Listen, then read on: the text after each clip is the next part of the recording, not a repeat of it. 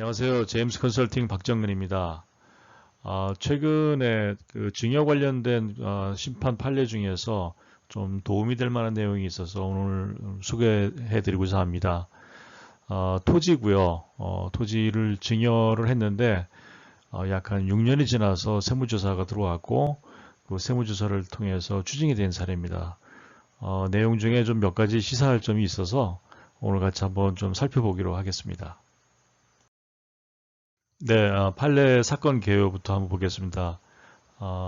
상증법에 관련된 내용이고 행정법원이고 2021년 7월 6일 현재 진행 중입니다. 아직 안 끝났습니다. 이제 판례가 나왔지만 판결이 났지만 아직 포기를 하지 않고 계신 것 같습니다. 제목을 보면 이 사건 감정평가액을 이 사건 토지에 증여 당시에 시가로 볼 수 있으므로 이 사건 부가처분은 정당하다. 그러니까 감정평가액을 시가로 판단해서 추징한 게 문제없다. 그런 내용입니다. 요지는 감정평가일과 평가 기준일 사이에 증여에 대한 평가 기준일이겠죠. 사이에 가격 변동에 특별한 사정이 있다고 보기 어려운 점에 비추어 이 사건 감정평가액을 이 사건 토지의 증여 당시의 시가로 볼 수 있다. 그래서 이 부가처분은 정당하다. 감정평가 1하고 증여 당시에 시가평가 기준 사이에 특별하게 뭐 가격 변동이 있다고 보기 어렵다. 그러니까 시간이 좀 지났지만 이 감정평가액을 증여 당시에 시가로 보고 증여세를 추징한 것은 정당하다. 이런 뜻입니다. 그 관련 법령은 상증법 제60조 평가의 원칙 등에 관련된 내용이고요. 다시 한번 그 자세한 내용은 뒤를 한번 보겠습니다. 네, 이해를 돕기 위해서 이제 시간별로 사건을 한번 나열을 해봤는데요. 먼저 2012년 5월 12일 날 개별 공시지가로 농지였습니다. 답이었는데 농지를 이제 아버님이 자녀분들한테 지분으로 증여를 하신 겁니다. 2012년 증여를 했는데 무려 6년이 지나서 세무조사가 들어와서 추징을 했고요. 2018년 8월 6년 지나서 감정평가 기록을 확인하고 그 감정평가의 그 시가 금액을 기준으로 해서 증여세를 추징한 겁니다. 그래서 감정평가를 해보니까 개별공시지가로 할 때는 증여가액이 11억으로 신고가 되어 있었는데 감정평가한 걸로 보니까 그걸로 평가하니까 33억, 약간 3배가 늘어난 겁니다. 그래서 이 3배에 대해서 증여세 약 4억 5,900, 약 4억 6천만 원을 추징을 했고요. 이거 추징하면서 6년간에 아마 과소신고 10%, 그 다음에 또 이 납부지연 가산금 포함해가지고 총 4억 6천을 추가로 추징을 한 겁니다. 그래서 이 세무조사를 통해서 확인해 보니까 2년 전에 감정평가한 기록이 있다는 겁니다.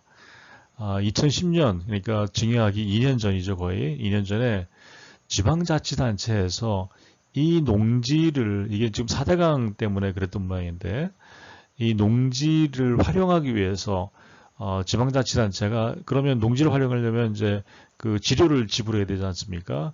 그 지료를 지불하려니 마땅하게 지료를 지불할 평가 기준이 없었던 겁니다. 그래서, 개별 공시지가로 지료를 판단하지 않고 감정평가를 해서 그 감정평가를 근거로 지료를 지불한 겁니다. 임대료를, 임차료를. 그래서 실제로 이분들, 증여하기 전에 아버님이 2년 전부터 이 지료를 받고 계셨습니다. 그 2년 동안 지료를 받다가 일부러 이제 그 지분으로 해서 자녀들한테 증여를 한 거죠. 그러면서 자녀들도 그 감정평가를 근거로 지료를 받은 겁니다. 계속해서. 또 2년 단위로 뭐 필요에 의하면 지료를 올릴 수도 있다. 이런 계약 조건이 있었던 모양입니다. 그러니까 사실은 아버님도 감정평가를 해서 지료를 받았고 이 자녀들도 감정평가를 근거로 지료를 받고 있다는 사실을 뭐 충분히 인지할 수 있었지 않았나 뭐 그런 생각이 듭니다. 뭐 사실이야 알 수 없지만 그래서 이제 그 세무조사에서 이렇게 그 증여가액을 11억에서 33억으로 올리고 증여세를 추징하니까 이제 이의 신청을 하신 거죠. 그래서 심판 청구를 했는데 2019년 1월부터 6월 사이에 이제 이의 신청도 하고 심판 청구하고 해서 이제 행정법원까지 넘어왔는데 행정법원에서 이제 그 이의 신청할 때 내용이 감정평가가 높다. 너무 그리고 이를 시가로 인정하는 게 타당하냐 이런 거를 지방국세청의 평가심의위원회에 자문을 의뢰했답니다. 이제 저 자녀분들이 그랬더니 이 평가심의위원회에서 뭐 그게 문제가 없더라 실제 해보니까 확인해봤더니 그래서 결과가 문제 없다 이렇게 결론이 난 겁니다. 그리고 이 상태에서 다시 한번 이제 저 소송에서 심판을 해보니까 내용은 이제 감정평가를 시가로 채택하는 것도 오케이 문제 없다.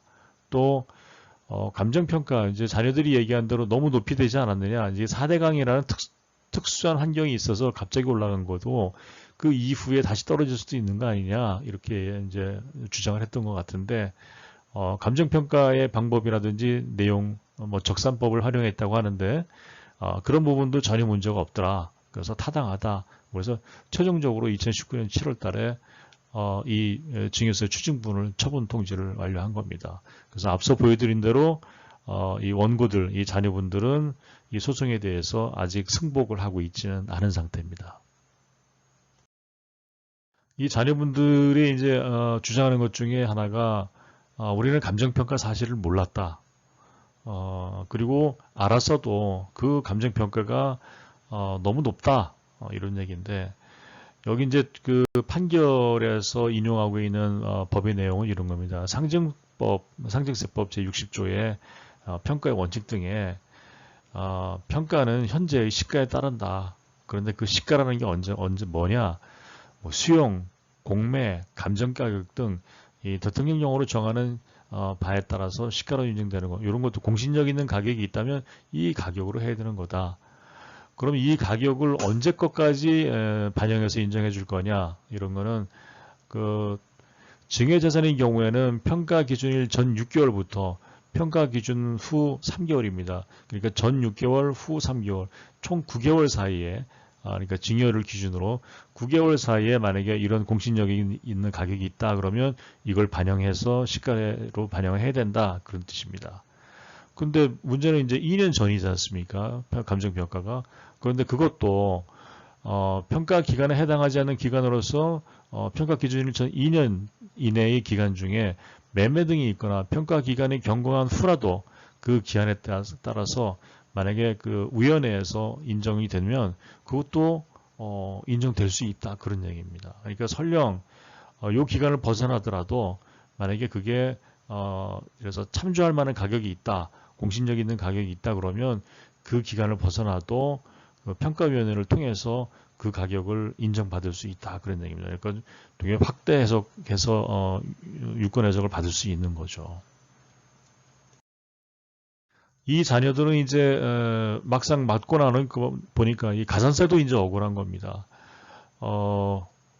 무려 6년 전의 일인데 그게 납부지원 가산세는 1년에 약 한 9.1%, 9%만 좀 라고 쳐도 6, 9, 14, 50 몇 프로가 플러스 됐을 거고요. 일단 과소신고에 대한 것도 10%가 기본적으로 있을 테고 거기에 50% 하면 60%가 추징이 될 수 있지 않습니까? 그래서 아무튼 이 가산세도 이거 위법하다. 왜? 실제로 몰랐다 이거죠. 감정평가에 대해서. 그러니까 이 선의의 피해라고 생각을 하는 거죠. 그렇지만 판결에서는 여기서 평가상의 차이로 인해서 미납부한 세액이더라도 그런 그 납부불성실 과산세 부과돼서 뭐 제외된다고 할 수 없다. 또 납세자의 고의 과실은 고려되지 아니하고 법령의 부지 잘 모르거나 착오 등은 그 의무 위반을 탓할 수 없는 정당한 사유에 해당하지 않는다. 이런 걸로 나 잘 몰랐어요. 뭐 이런 사유로 예를 들어서 가산세를 피할 수 없다. 그런 얘기입니다. 감정평가에 의하여 증여재산 가액을 산정함에 대해서 알지 못했고 그 말입니다. 이런 것들도 그렇다고 해서 과소 납부한 데 대해 정당한 사유가 있다고 볼 수 없다. 이런 얘기입니다. 아마도 뭐 여기 지금 다 내용이 없습니다만 인지할 수 있었다라는 내용이 아마 여기에 포함이 되지 않을까 싶습니다. 네, 정리해서 다시 한번 그 어떤 증여, 특히 증여가 그렇습니다. 특수관계인 간의 양도도 그렇고요. 이 증여는 국세청에서 가장 좋아하는 메뉴입니다. 부동산에 대해서. 증여의 제적 기간이 15년입니다. 올해 만약에 특수관계 가족 간에 증여를 하셨다 그러면 내년에 국세청에서 쳐다보지도 않습니다. 왜? 그 전에 막 묵힌 이렇게 막 10년, 15년 아까 보여드린 사례대로 6, 7년 된 것들도 허다하거든요. 근데 뭐하러 작년 거 보겠습니까? 앞으로도 시간이 많이 있는데요. 증여의 제적 기간이 15년, 그러니까 세무조사 할 수 있는 기간이 15년입니다. 그러니까 얼마나 긴 시간입니까? 15년 동안에 언제든지 날라올 수 있는 겁니다. 좀 이렇게 혹시나 설마 이렇게 만약에 계산하고 그냥 편하게 개별 공시지가로 했다면 가산세로 돌아온다. 우리는 절세인 줄 몰라도 국세청이 보기에는 조세 회피라고 볼 수 있거든요. 그 사이에 줄타기는 금물이다. 왜? 그 법에 대한 유권 해석이 내지는 판례가 내지는 어떤 그 해석상의 범위가 완전 포괄주의 이렇게 나와서 뭐 설령 조금 아닌 듯 모르는 듯 뭐 방심할 수 있는 부분이 있어도 판례에서는 그걸 용서를 안 하고 있어요. 그래서 제임스 컨설팅에서 늘 강조하는 거는 안전설계가 절세의 지름길이다. 그리고 솔직히 말씀드리면 이렇게 그냥 개별 공시지가로 하기 전에 주변의 거래 시세도 보고 충분히 사실은 해야 됩니다. 그렇게 해서 이게 나중에 좀 그 위험한 일이 있을 수는 없는지 이런 것들을 꼼꼼하게 이게 세무사님하고 같이 살펴보셨을 거 아니겠습니까? 어차피 증여세 신고를 직접 하지는 않으셨을 테고 최소한 증여세 신고 대행이라도 세무사님한테 맡겼을 텐데 그러면 아낄 수 있는 방법을 물어보지 마시고 어떻게 하면 안전하게 15년 동안 발 뻗고 잘 수 있는 방법을 선택해서 그대로 하시는 게 좋겠습니다. 왜냐하면 국세청이 그렇게 이게 호락호락하게 넘어갈 만한 그런 예를 들어서 상대가 아니지 않습니까? 그래서 가능하면이 아니라 원칙을 세워서 항상 안전하게 설계를 하시고 그대로 실행하시기를 권해드립니다. 네, 이 영상을 시청하신 분들께서는 이제 앞선 사례와 같은 일은 다시 일어나지 않도록 주의하시기를 당부드리고요. 절세의 핵심은 항상 말씀드리지만 안전설계라고 생각됩니다. 또 안전설계를 전문가가 꼭 상담 받으시기 바라고요. 유튜브에서 제임스 컨설팅 검색하시면 다양한 내용의 컨텐츠를 만나보실 수 있습니다. 네, 다음 시간은 보다 유익한 정보로 찾아뵙겠습니다. 감사합니다.